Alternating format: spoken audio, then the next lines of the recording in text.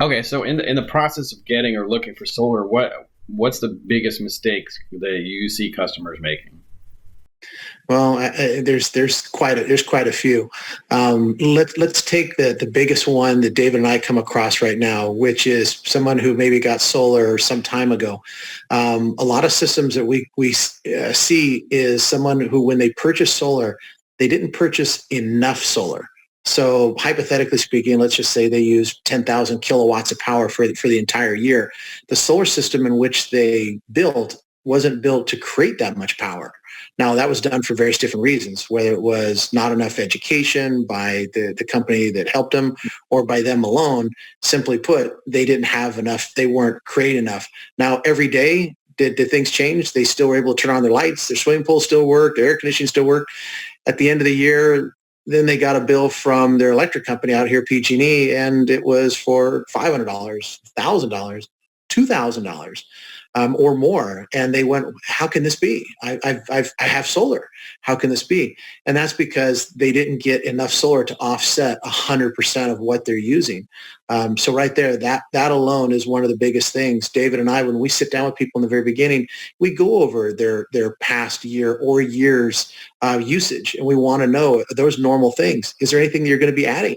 Are we adding a swimming pool nowadays? Are we adding an electric vehicle that obviously is going to need a lot more electricity? Do you want to live more comfortably? There's a lot of things that come into factor before you put solar on your house to know just exactly how much you'll actually need.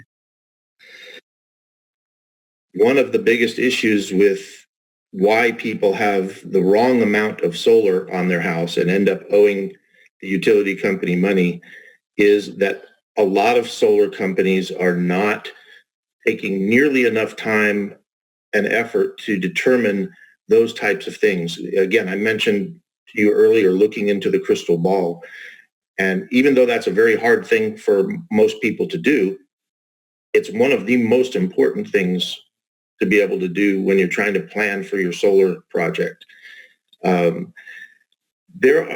are a lot of companies out there that are doing solar wrong. And that's one of the reasons why we named our company Doing Solar Right. Because when you do solar wrong, you take too many shortcuts in the process. And the problem with that is that the consumer isn't educated on all of the things that impact solar. We start off with a home energy review. We bring in professionals to go through your house and look at everything from the lighting to how much insulation you have in your attic, your air conditioning unit. We need to know how efficient your house is to begin with. We need to know what types of changes you're planning. Are you going to be retiring in the next few years? Are your kids going away to school? Those things will change the amount of power you consume tremendously. And we have to factor all of those things in order to be able to do solar right for you. Otherwise, you're going to be one of those people who are upset in the future saying, hey, I don't have the right amount of solar.